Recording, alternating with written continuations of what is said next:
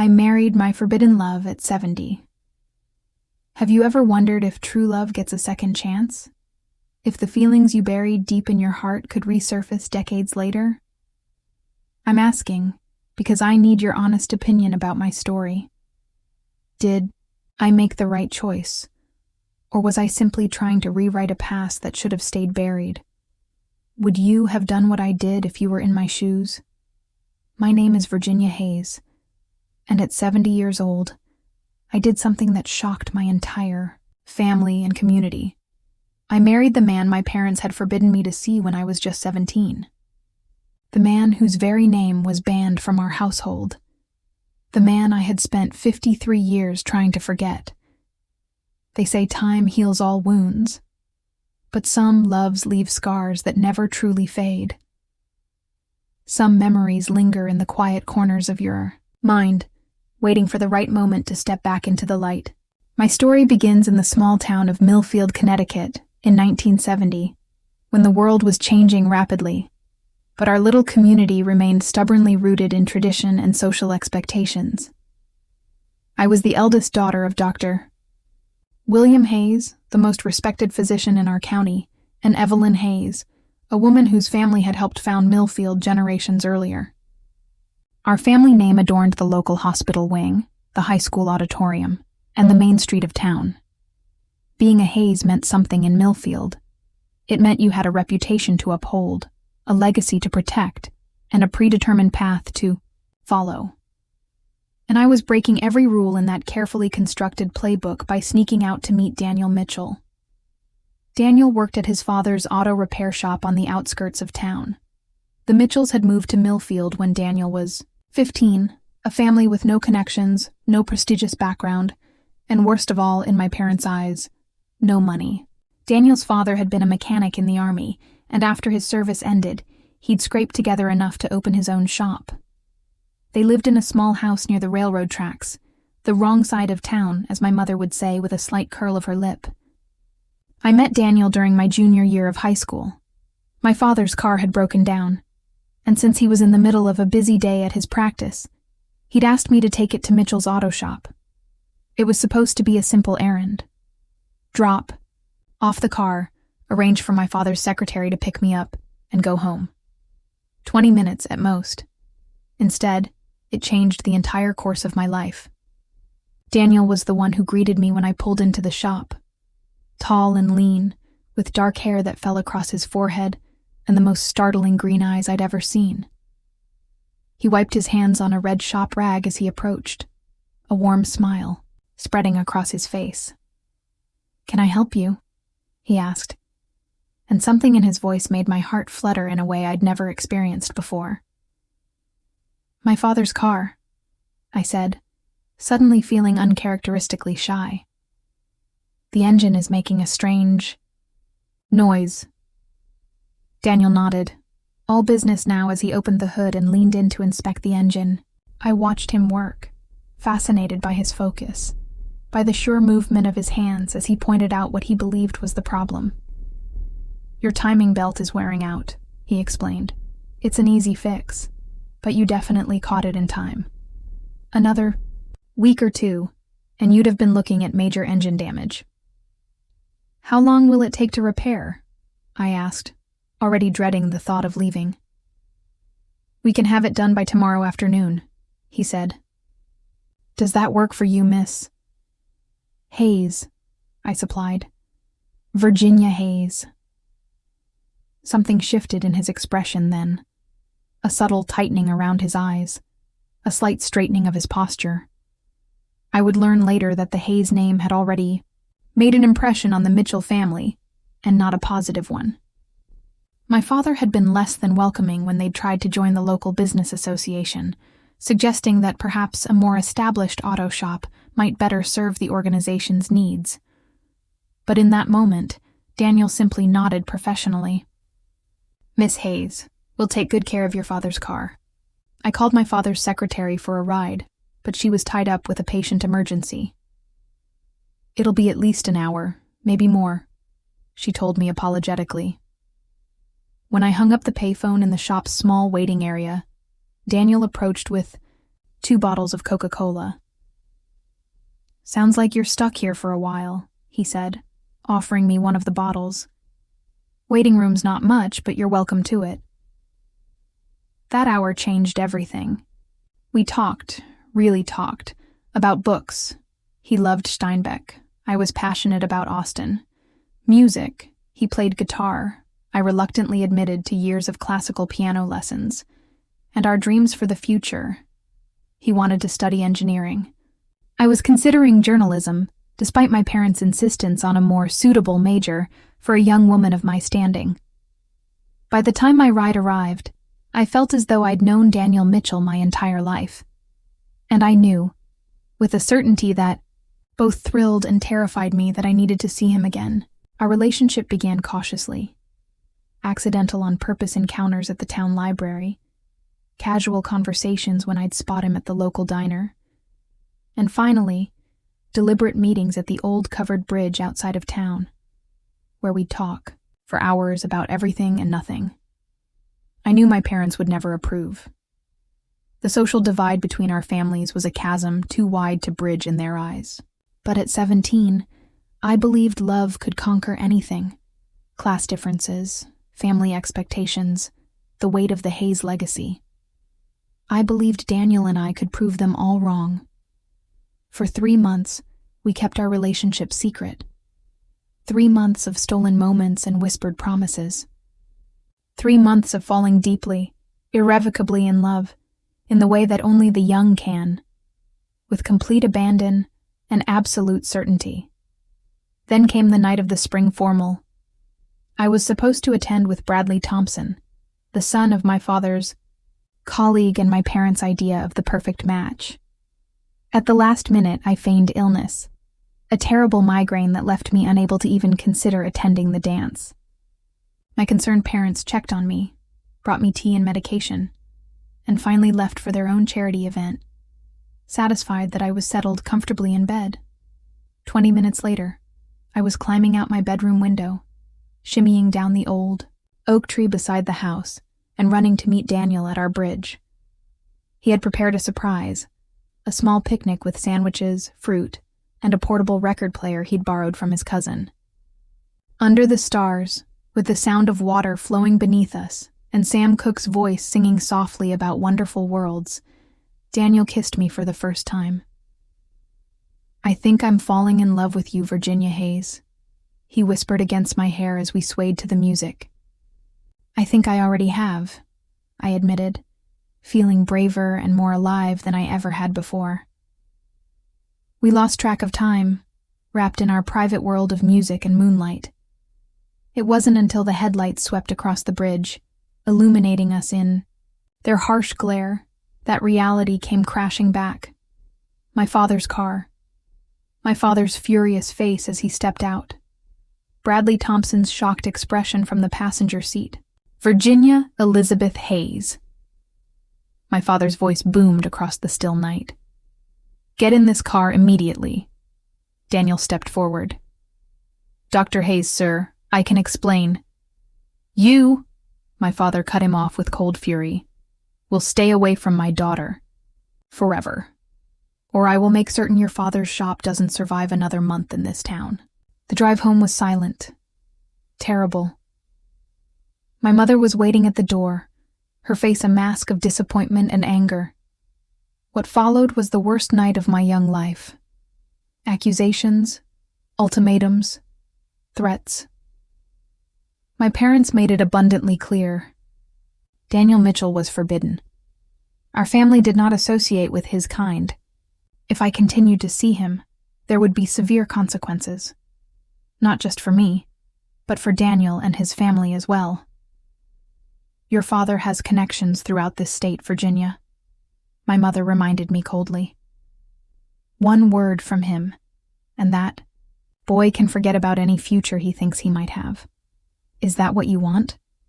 To ruin his life because of a childish infatuation?" They sent me to stay with my aunt in Boston the very next day, ostensibly to clear my head and remember who I was. In reality, it was exile. punishment for daring to step outside the boundaries they had set for my life. I tried to call Daniel from my aunt's house, but the Mitchells' phone had been disconnected. I wrote letters that came back, unopened. After 2 weeks of desperate attempts to reach him, my aunt sat me down with terrible news. The Mitchell family had left town suddenly. Daniel's father had lost his lease on the shop, and rumor had it they'd moved west, possibly to California or Oregon. I knew my father was behind it. I knew he had made good on his threat, and I knew, with a hollow certainty, that I might never see Daniel again. When I returned to Millfield a month later, subdued and heartbroken, the Mitchells' auto shop was already being converted into a hardware store. It was as if they had never existed. No one in town spoke of them.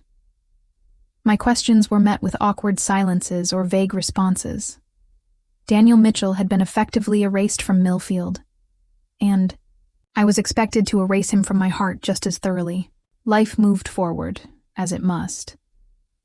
I attended the college my parents had selected, not too far from home, not too progressive in its thinking. I studied education rather than journalism, dated boys from good families, and gradually learned to bury my feelings about Daniel so deeply that I could almost pretend they had never existed. Almost. In 1975, I married Charles Whitman, the son of my father's law school roommate. Charles was kind, stable, and genuinely fond of me. He didn't make my heart race the way Daniel had, but he offered companionship and respect. In many ways, he was the perfect partner, successful in his banking career, well-regarded in the community, and patient with my occasional melancholy moods. We had 2 children, Elizabeth in 1977 and Michael in 1980. They became the center of my world, the focus of all my love and energy. Being their mother gave me a purpose and joy I hadn't known was possible. Charles and I built a good life together in a beautiful colonial house just 3 blocks from my childhood home. My parents approved wholeheartedly of the life I had created.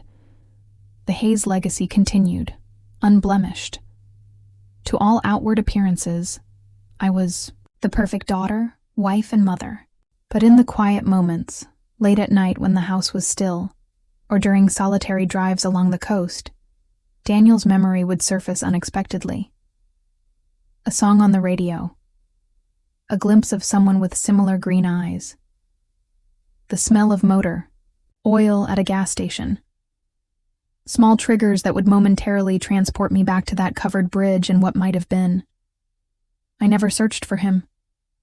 I honored my commitment to Charles and our family. But I never completely forgot either. Charles died in 2008 from a sudden heart attack.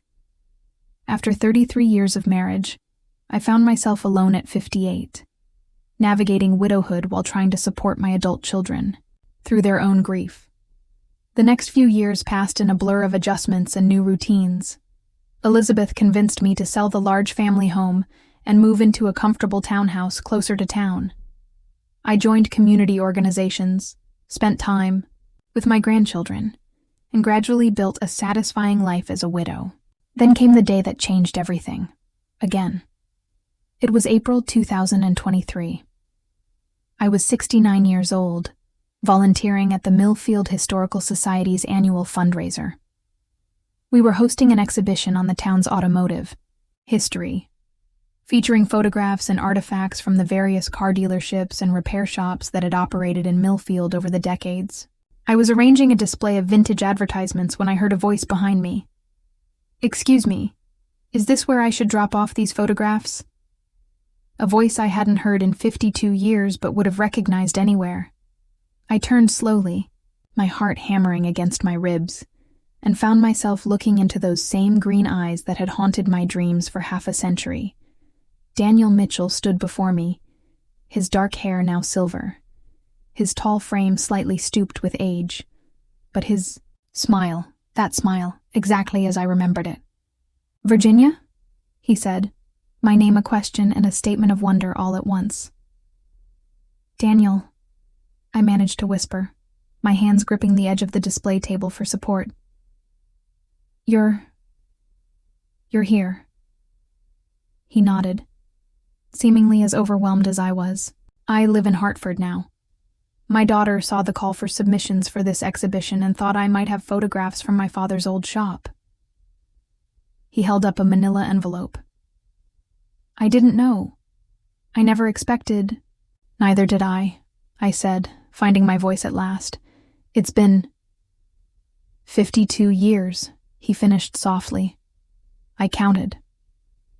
We stood there, staring at each other, while the busy exhibition preparations continued around us. Finally, one of my fellow volunteers approached, breaking the spell. "Virginia, we need your help with the refreshment table." I nodded mechanically, then turned back to Daniel. Would you have time to talk after the exhibition opens?" "I have all the time in the world," he said, and something in his expression made me feel 17 again. We met at a small cafe 2 blocks from the Historical Society. For the first few minutes, we sat in awkward silence, each of us struggling to bridge the gulf of 52 years. Then Daniel smiled ruefully. "I rehearsed this moment 1,000 times in my head," he admitted, "and now I can't remember a single thing I wanted to say." That broke the tension, and suddenly we were talking, really talking, just as we had during that first hour in his father's shop. The words poured out of us, decades of unspoken thoughts finally finding voice. Daniel told me what had happened after they left Millfield. My father had indeed called in favors, ensuring that Frank Mitchell couldn't get a business loan anywhere in Connecticut. They had moved to Ohio, where Daniel's uncle had helped his father establish a new auto shop. Daniel had worked alongside his father while attending night classes at a community college, eventually earning an engineering degree and going on to work for an automotive manufacturing company. "I married too," he told me. "Barbara. We met in college. She was studying to be a teacher." A shadow crossed his face. "We lost her to cancer 15 years ago." I'm so sorry," I said, reaching across the table to touch his hand briefly. He nodded, acknowledging my sympathy. "We had one daughter, Rachel. She's 43 now, a professor at the University of Connecticut. That's what brought me back to this area 5 years ago, to be closer to her and my grandchildren." "And you've been in Hartford all this time? So close?" "Just 5 years," he clarified. "I had no idea you were still in Millfield. I assumed—" He hesitated. "I thought you might have moved away long ago." "No," I said softly. "I never left." "Your parents?" "Both gone now. My father passed in 2005, my mother in 2011. Daniel nodded, processing this information. "And you said on the phone you were married?" "Charles," I confirmed. "He died 15 years ago. Heart attack." "I'm sorry for your loss," he said, and I could tell he meant it. We talked for hours that day, closing down the cafe and continuing our conversation on a walk through the town park. We exchanged phone numbers with promises to stay in touch, both of us cautious, uncertain of what this unexpected reunion might mean. Over the next several weeks, we began to build a new relationship, not trying to recapture what we'd had at 17, but discovering who we had become in the intervening years. Daniel would drive from Hartford to Millfield every few days. We'd have lunch, visit museums, or simply walk along the river, talking about our lives, our children, our experiences. I learned that Daniel had never lost his love of Steinbeck, that he still played guitar, though now it was mostly for his grandchildren, and that he had traveled extensively through Europe after his retirement. He learned that I had, eventually, pursued my interest in writing by contributing to the local newspaper, that I had taken up watercolor painting in my 60s, and that I still played the piano every evening before bed. 2 months after our reunion, during a picnic at that same covered bridge where we had once danced under the stars, Daniel took my hand. "Virginia," he said, his voice serious, "I need to tell you something. Something I've carried with me for 52 years. I felt a flutter of nervousness. What is it? When my family left Millfield, I tried to contact you. I called your house repeatedly until your mother threatened to call the police. I wrote you letters that came back marked "Return to Sender." I even took a bus back to Connecticut one weekend, determined to see you, only to be met by your father and 2 police officers at the bus station. I stared at him, stunned. I had no idea. They told me your family just disappeared, that your phone was disconnected. My letters to you came back unopened. Daniel's expression hardened briefly. Your father was very thorough in keeping us apart. But why are you telling me this now? He squeezed my hand gently. Because I need you to know that I never gave up on you willingly. Because I carried you in my heart through my entire life, even when I built a life with Barbara. Who knew about you, by the way. Knew that there had been someone before her who had marked my soul. His eyes held mine steadily. And because I'm 71 years old now, Virginia, and I don't want to waste any more time dancing around what I feel. Which is, I whispered, hardly daring to hope. I love you, he said simply. I loved you when we were 17, and I love you now. Different. Deeper, maybe. But just as real. Maybe more real. Because now I know exactly what I'm feeling. At 17, I only thought I understood love. Tears filled my eyes as decades of buried emotions surged to the surface. I loved you too, I admitted. And I think I never completely stopped. 2 weeks later, I introduced Daniel to my children. Elizabeth was immediately charmed by him, but Michael was more reserved, protective of his father's memory, and wary of this stranger who had suddenly appeared in my life. My friends were surprised but supportive, though I could sense the undercurrent of gossip that rippled through our small community. Virginia Hayes Whitman, reunited with her teenage sweetheart at 69. Daniel's daughter Rachel was similarly cautious when we met, studying me with curious eyes that reminded me so much of her father's. He's told me about you, she admitted over dinner at her home in West Hartford. Not recently, but years ago. When I was a teenager myself, asking about his first love. She smiled slightly. I always thought you were a bit mythical, the one who got away. 3 months into our rekindled relationship, Daniel and I faced our first real challenge. His daughter was offered a prestigious position at Stanford University in California. An incredible opportunity, but one that would take her and Daniel's beloved grandchildren across the country. I don't know what to do, he confessed to me one evening as we sat on my porch swing. Rachel wants me to come with them, to help with the kids during the transition, to be close to family. He took my hand. But the thought of leaving you again, after just finding you, I felt a cold fear grip my heart. History seemed to be repeating itself. Daniel moving away, our connection severed once more. But we weren't teenagers anymore, powerless against my father's machinations. We were adults with agency and choice. What if, I began hesitantly, what if I came with you? Not immediately, perhaps. I would need time to settle things here, to prepare my house for sale. But eventually, Daniel looked at me with surprise. You would leave Millfield? Your home, your friends, your children?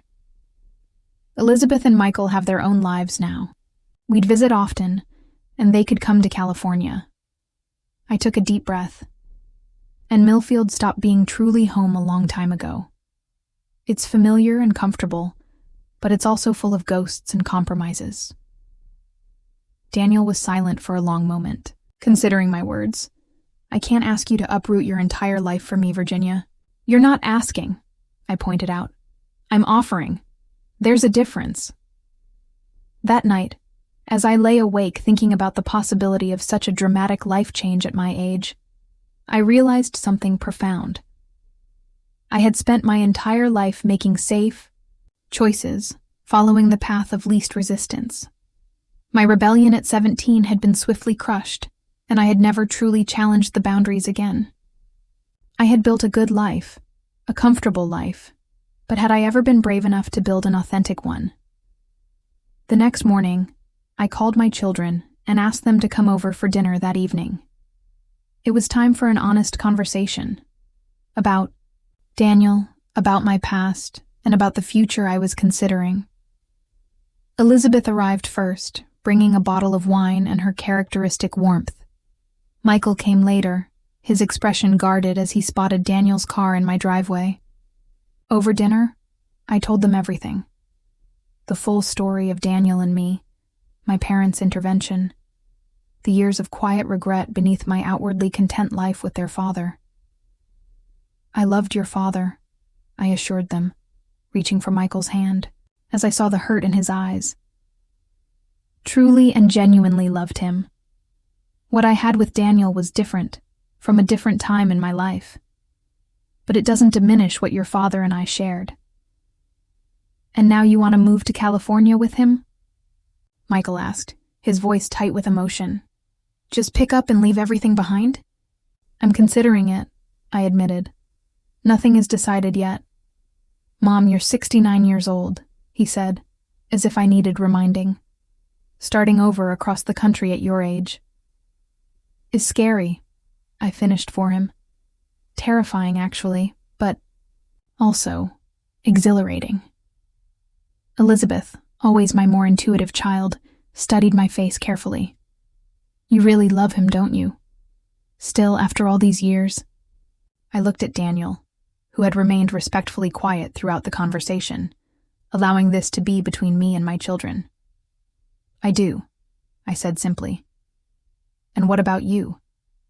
Michael turned to Daniel, his protective instincts in full force.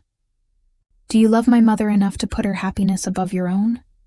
Because if this California move doesn't work out, if she's unhappy away from her home and family, then I'll bring her back, Daniel said firmly.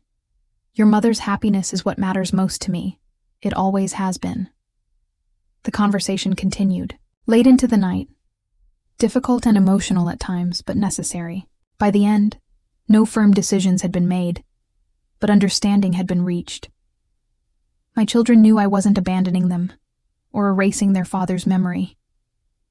I was simply finally allowing myself to explore a path that had been forcibly closed, to me half a century earlier. 2 weeks later, Daniel surprised me with a proposal, not of marriage, but of compromise. What if we didn't choose? He suggested as we walked along the river path. What if we split our time, half the year, in California near Rachel and the grandkids, and half the year here, near your family? Snowbirds in reverse, I laughed. East for the summer, west for the winter. Exactly, he nodded, warming to the idea. We could rent places at first, see how it works before making any permanent decisions. It was a perfect solution. A way to embrace this unexpected second chance, without severing the ties we'd each built over our lifetimes. We implemented our plan the following month, flying to Palo Alto together to help Rachel and her family settle into their new home. Being with Daniel in this new environment, away from the weight of Millfield's memories, brought out a different side of me. More adventurous, more willing to try new experiences, more authentically myself than I had been in decades. We explored San Francisco together, drove down the stunning California coast, and spent precious hours with his grandchildren, who quickly adopted me as an honorary grandmother. In the evenings, we'd sit on Rachel's patio, planning our future, with the excitement of teenagers and the wisdom of our years. It was during one of these evenings, as the California sunset painted the sky in brilliant oranges and pinks, that Daniel took my hand and asked the question I hadn't realized I was waiting for. Virginia Hayes Whitman, he said, his voice steady despite the emotion in his eyes. Would you do me the extraordinary honor of becoming my wife? I know we could continue just as we are, and at our age marriage might seem unnecessary. But I want to stand before our families and promise to spend whatever time we have left together, I want to fall asleep beside you every night and wake up with you every morning, whether we're in California or Connecticut or anywhere else in the world."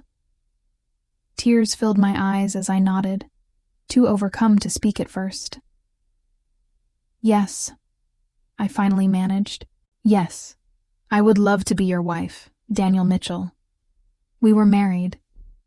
3 months later, in a small ceremony in my Millfield backyard, surrounded by our blended families, Elizabeth stood as my matron of honor. Michael, who had gradually warmed to Daniel and the evident happiness he brought me, walked me down the aisle. Rachel's children scattered rose petals along the garden path. At 70 years old, wearing a simple blue dress rather than traditional white, I married the love I had been forbidden in my youth. "Full circle," Daniel whispered, as we shared our first dance as husband and wife, swaying gently to Sam Cooke's "Wonderful World," the same song that had played on that long-ago night at the covered bridge. It's been 7 months since our wedding day. We've settled into our bi-coastal life, spending the fall and winter months in our rented cottage near Rachel in California, and planning to return to Connecticut for spring and summer. We're currently house hunting in Mystic, a coastal town far enough from Millfield to feel like a fresh start, but close enough for regular visits with my children and grandchildren. Last week, as we walked along the Pacific shoreline hand in hand, Daniel asked me if I had any regrets. "About us? About now?" I clarified. "About anything," he said. "The years we lost. The life you built without me. This crazy, late-in-life adventure we're on." I considered his question carefully, watching the waves crash against the shore. "I regret that we didn't get to share our entire lives together," I admitted.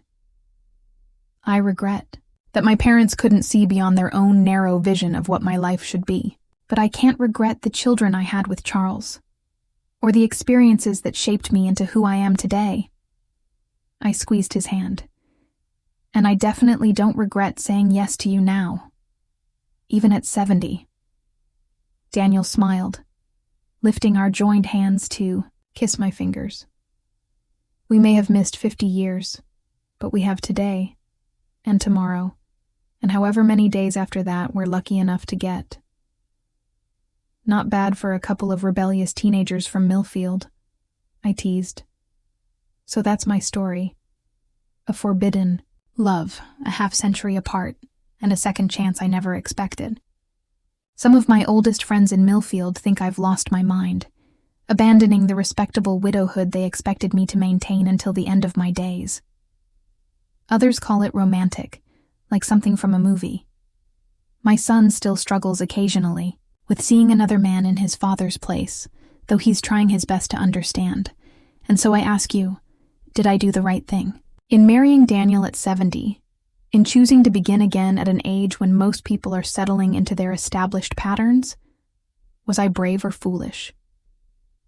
If you were in my place, would you have taken this leap? Would you have given your heart a second chance, even knowing that at our age, the time we have left is limited? I don't know if there are right or wrong answers to these questions. All I know is that every morning when I wake up beside Daniel, I feel a joy I never expected to feel again. We talk about our day, about our plans for tomorrow, never taking for granted the precious gift of ordinary time together. Sometimes I think about that teenage girl I once was, standing under the stars with the boy she loved. And I wish I could tell her that although the path would be long and winding, although there would be 50 years of separation and heartache and growth, her story with Daniel wasn't over, just delayed. If there's anything I've learned from all of this, it's that it's never too late for love. Never too late to choose joy. Never too late to be brave. Even at 70, perhaps especially at 70, when you understand just how precious each day truly is. So I ask you again, what would you have done? Would you have taken this second chance at love? Would you have been brave enough to rewrite your ending?